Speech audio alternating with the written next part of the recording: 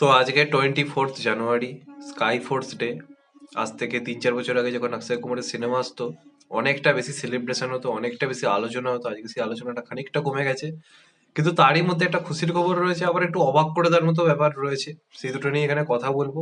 প্রথমে এটা খুশির ব্যাপার, সেটা হচ্ছে এটাই, আমি কালকে অ্যাডভান্স বুকিং নিয়ে ভিডিও করেছিলাম, তখন অ্যাডভান্স বুকিং খুব খারাপ একটা পর্যায়ে ছিল। একদম জঘন্য বা বলা যেতে পারে একটা পিওর, মানে কি বলবো, পুরো একটা পর্যায়ের মধ্যে দিয়ে যাচ্ছিল, ডিজাস্টার একটা অ্যাডভান্স বুকিং হচ্ছিল।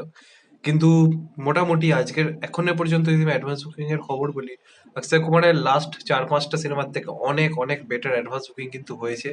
এবং যদি স্পট বুকিং ভালো যায়, তাহলে কিন্তু একটা ভালো বক্স অফিস কিন্তু আসার একটা চান্স রয়েছে। এটা অনেকটা পজিটিভ দিক, কারণ অক্ষয় কুমারের সিনেমা দেখার জন্য লোক অনেকদিন পরে টিকিট কাটছে। এই নিয়ে কোনো সন্দেহ নেই, সেটা মোটামুটি একটা ভালো জায়গা থেকেই পৌঁছেছে। ইভেন আগের বছর রিলিজ হওয়া তেরি বেতুম আসে উলঝে জিয়া বা আরো কিছু সিনেমা রয়েছে, সেগুলো থেকে কিন্তু অনেক বেটার একটা অ্যাডভান্স বুকিং কিন্তু এই সিনেমাটা নিতে পেরেছে। এবার সেটা কতটা স্পট বুকিং এর দিকে যায়, স্পট বুকিং লোকে কতটা করে, তারপর অনেক কিছু ডিপেন্ড কিন্তু করছে। বিভিন্ন জায়গাতে অ্যাডভান্স বুকিং ভালো হয়েছে, 24 ঘন্টায় প্রায় 96,000 টিকিট বিক্রি হয়েছে।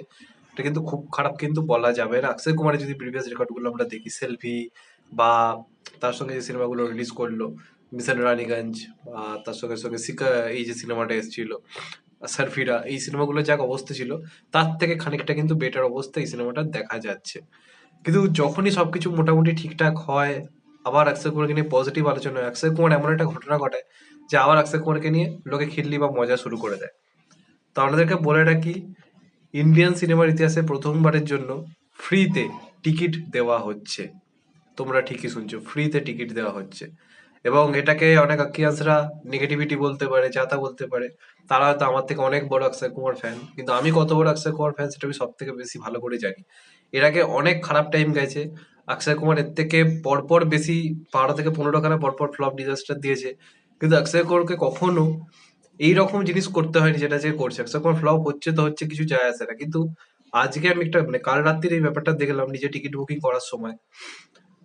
মানে একটা কুপন দেওয়া হচ্ছে বা একটা কোড দেওয়া হচ্ছে, যে কোডটা ইউজ করলে যত টাকায় টিকিট হোক না কেন, মোটামুটি 250-এর মধ্যেই টিকিটের প্রাইস হয়, তোমায় কোনো টাকা দিতে হবে না।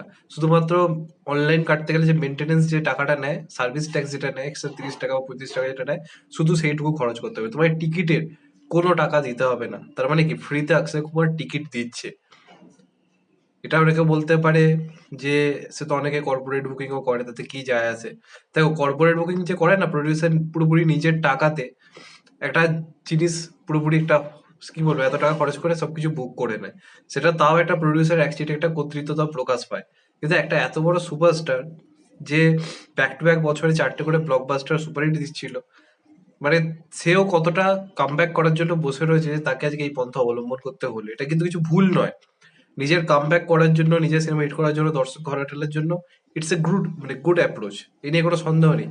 কিন্তু একজন ফ্যান হিসেবে এই ব্যাপারটা দেখেও খারাপ লাগছে যে অক্ষয় কুমার কতটা খারাপ ফেজের মধ্যে যাচ্ছে। কারণ আজকালকার দিনে কিন্তু ফ্রিতে কিচ্ছু পাওয়া যায় না, কেউ আপনাকে ফ্রিতে কিচ্ছু দেবে না। এবং অক্ষয় কুমার বরাবরই খুব দানবীর মনের জন্য বিখ্যাত, এটা আমরা সবাই জানি। বরাবরই দানবীর মনের জন্য বিখ্যাত। এবার সেই দানবীর মন অক্ষয় কুমারের জেগে উঠেছে টিকিট বিক্রি করার ক্ষেত্রে। মানুষ টিকিট কাটবে, মানুষকে টাকা দিতে হবে না, শুধু সার্ভিস ট্যাক্সটুকু দাও। এটা আজ অব্দি কে করেছে, আর কেনই বা করবে? তোমার সিনেমা চলুক না চলুক, তুমি মানুষকে কেন ফ্রিতে দেখার ব্যবস্থা করে দেবে? এটা আমার সব থেকে বড় প্রশ্ন। এবং একজন আকিয়ান হিসেবে আজকে এই ব্যাপারটা দেখে আমার কোথাও গিয়ে এটা ভেবে খুশি হচ্ছে অক্ষয় কুমারের দানবীর মন দেখে, যে আমাকে এই সিনেমাটা দেখার জন্য অত টাকা খরচ করতে হলো না, আমায় কম টাকায় আমি টিকিট পেয়ে গেলাম। এটা আমার কাছে সত্যি আনন্দের। কারণ মিথ্যে কথা বলে আমি ইউটিউব থেকে প্রচুর টাকা ভাই ইনকাম করি না। আর এখন এক একটা সিনেমার আমাকে দূরে দূরে গিয়ে দেখতে হয়, মাল্টিপ্লেক্সে টিকিট প্রাইস প্রায় 150-200 টাকা বেশি। সেখান থেকে দাঁড়িয়ে আমাদের মতো সাধারণ ছেলেদের কথা যে ভেবেছে অক্ষয় কুমার, সেটা যে কোনো কারণেই হোক, সেটাতে আমি খুশি। কিন্তু এটাও ভেবে খারাপ লাগছে যে অক্ষয় কুমারের সিনেমা এরকম ভাবে অক্ষয় কুমারকে টিকিট দিতে হচ্ছে দর্শক টানার জন্য। এটা খুব দুঃখজনক। এবং এর থেকে বোঝা যাচ্ছে অক্ষয় কুমার যতই মুখে বলুন না কেন, অক্ষয় কুমার ভেতরে ভেতরে কিন্তু খুবই দুঃখে রয়েছে। কারণ অক্ষয় কুমারকে এর আগে কখনো এমন জিনিস করতেই হয়নি, কখনোই করতে হয়নি, কিন্তু আজকে করতে হচ্ছে। কারণ সেও বুঝতে পারছে যে তার টাইমটা কতটা খারাপ যাচ্ছে। তো এটা আমি লক্ষ্য করলাম, কারণ আজকালকার দিনে কিন্তু ফ্রিতে কেউ লজেন্সও দেয় না। তুমি কাউকে ফ্রিতে লজেন্স দিতে দেখতে পারবে না আজকালকার দিনে দাঁড়িয়ে। এটা স্বার্থের দুনিয়াতে, সেখান থেকে দাঁড়িয়ে এই সিদ্ধান্তটা অবশ্যই অ্যাকসেপ্টেবল, সাধারণ মানুষের কথা ভেবে জিনিসটা করা হয়েছে। কিন্তু একটা সুপারস্টার সিনেমা আজকে এই দিন হচ্ছে কেন? কারণ তার কতটা ডাউনফল হয়েছে যে তাকে আজকে এটা করতে হচ্ছে। এটা খুব দুঃখজনক। কারণ এর আগে অনেকেরই, মানে আমাদের বাকিদের অনেকেরই তো সিনেমা মানে ডিজাস্টার পর ডিজাস্টার তো দিয়েছে, কাউকে এই জিনিসটা করতে, এটা করে কি হচ্ছে, আরো বেশি খিল্লি বা মজা হবে, লোকে আরো বেশি করে কথা, লোকে যখন টিকিট কাটতে যাচ্ছে লোকে তো বাড়িতে বলা বলি করবে, এই দেখ অক্ষয় কুমার ফ্রিতে টিকিট বিক্রি করছে। তো কেন ভাই? অবশ্যই যে যার বিজনেস পলিসি হিসেবে ভাবতেই পারে, কারণ লোকে তো সত্যি আগের থেকে বেশি টিকিট কেটেছে অফারটা আসার পরে। কিন্তু ওভারঅল এটা একটা সুপারস্টারের জন্য খুব একটা ভালো সাইন নয়। আমার অন্ততপক্ষে মনে হয় যে একটা বড় নাম, তার জন্য এটা খুব একটা ভালো সাইন আমার অন্ততপক্ষে মনে হয় না। তো যাই হোক, দিনের শেষে একটা ভালো অ্যাডভান্স বুকিং নিয়েছে। আশা করবো সিনেমাটা ভালো বক্স অফিস আনবে এবং সিনেমাটা আলটিমেটলি ভালো হবে। আমিও দেখতে যাবো, এই ভিডিওটা করেই জাস্ট বেরোবো এবং তারপরেই রিভিউ আসবে চ্যানেলে।